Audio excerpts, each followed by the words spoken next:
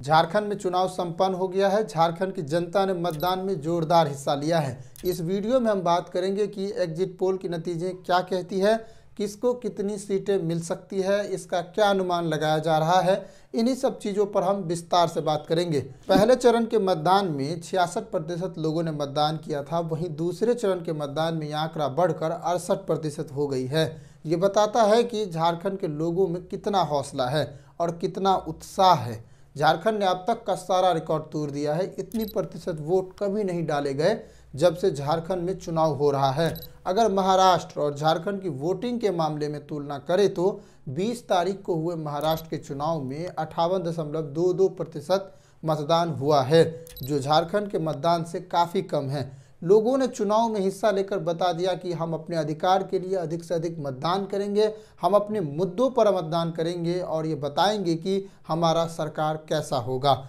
मतदान समाप्त होने के बाद एग्जिट पोल आने शुरू हो गए हैं। 3 बड़े एग्जिट पोल के नतीजों में बीजेपी के नेतृत्व वाली एनडीए गठबंधन की सरकार बनने का दावा किया गया है। वहीं जेएमएम के नेतृत्व वाले इंडिया गठबंधन को झटका लगता दिखाई दे रहा है। इन 3 एग्जिट पोलों में एक एग्जिट पोल एक्सिस माई इंडिया में हेमंत सोरेन की सरकार बनने की बात कही जा रही है और भाजपा को झटका लगता दिख रहा है। हालांकि ये आंकड़े कौन क्या कहते हैं, इस पर हम विस्तार से बात करेंगे।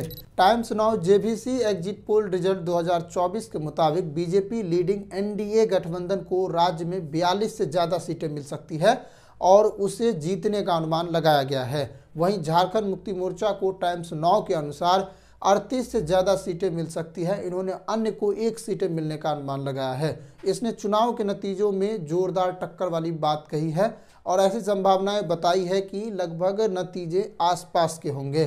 चाणक्य के एग्जिट पोल के मुताबिक झारखंड में एनडीए गठबंधन को 45 से 50 सीटें मिलने की उम्मीद है। वहीं झारखंड मुक्ति मोर्चा के इंडिया गठबंधन को 35 से लेकर 38 सीटें मिलने की उम्मीद है। इसके अनुसार 3 से 5 सीटें अन्य को मिल सकती है। इसने भी अपने चुनावी नतीजों को कुछ वैसा ही रखा जैसे टाइम्स नाउ ने रखा है, मतलब नतीजे जोरदार की होंगी और टक्कर की होंगी, लगभग आसपास का होगा। वहीं मैट्रिज के एग्जिट पोल के मुताबिक राज्य में इंडिया गठबंधन को बड़ा झटका लग रहा है और बीजेपी के नेतृत्व वाले एनडीए गठबंधन का सरकार बनने की दावा की जा रही है।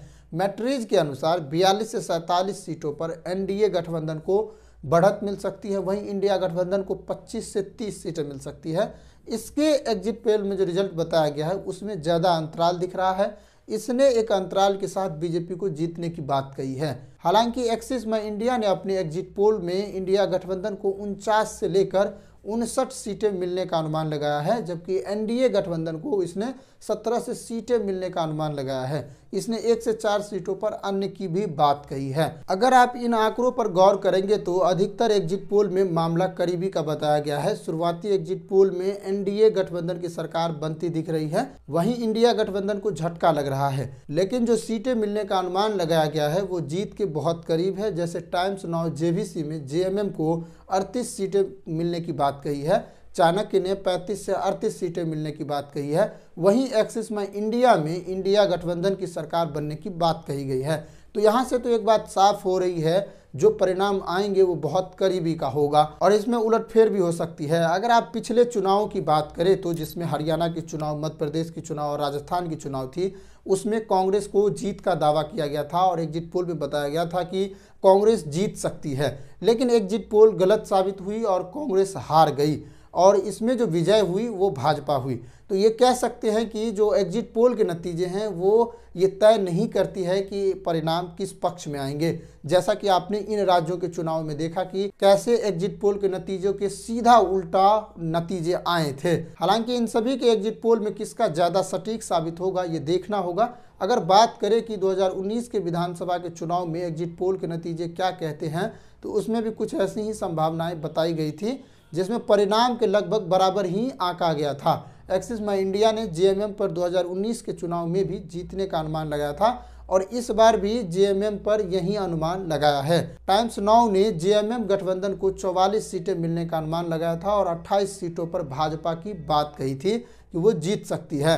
2019 के जो एग्जिट पोल थे वो ज़्यादा सटीक साबित हुई थी, लेकिन इस साल क्या होता है ये देखना होगा। लेकिन इस साल की भी जो मुकाबले हैं वो लगभग करीबी का दिख रहा है। एग्जिट पोल भी ऐसा मान रही है कि सीटें लगभग बराबर की आ सकती है। चुनाव संपन्न होने के बाद हेमंत सोरेन ने ट्वीट कर अपने समर्थकों से कहा, अभी लड़ाई खत्म नहीं हुई है। वहीं भाजपा भी परिणाम आने तक समर्थकों को शांत रहने की बात कर रही है।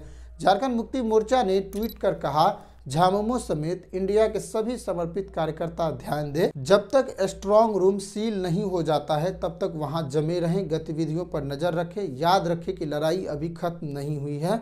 इसके बाद हेमंत सोरेन ने झारखंड के लोगों के प्रति आभार व्यक्त करते हुए ट्वीट किया और लिखा, झारखंड के पावन धरती पर लोकतंत्र का यह महापर्व अद्भुत रहा। दोनों चरणों में राज्य की जनता ने अपने आकांक्षाओं और आशाओं को मतदान के माध्यम से अभिव्यक्त किया है। यह केवल एक चुनाव नहीं बल्कि एक नए, समृद्ध और सशक्त झारखंड के परिणाम का संकल्प है। बुजुर्ग, युवा, श्रमिक, महिला, किसान सभी ने उत्साह और उमंग के साथ लोकतंत्र के इस महापर्व पर अपना अद्भुत आशीर्वाद दिया है और सभी ने, खासकर आधी आबादी हमारी मैया ने, बढ़ चढ़कर अपने हक अधिकार के लिए, सम्मान के लिए ऐतिहासिक रूप से इंडिया गठबंधन को अपना असीम आशीर्वाद दिया है। हम दृढ़ता से प्रण लेते हैं कि अमरवीर शहीदों के बलिदान को साकार करेंगे, उनके सपने को साकार करेंगे, महान क्रांतिकारियों के सपने को साकार करेंगे, आंदोलनकारियों के आकांक्षाओं को मूर्त रूप देंगे और हम मिलकर बनाएंगे नया सोना झारखंड। इस पावन अवसर पर मैं नतमस्तक हूँ। प्रत्येक मतदाता के प्रति मेरा आभार। ये हेमंत सोरेन ने ट्वीट कर अपने चुनाव के बाद यह कहा है।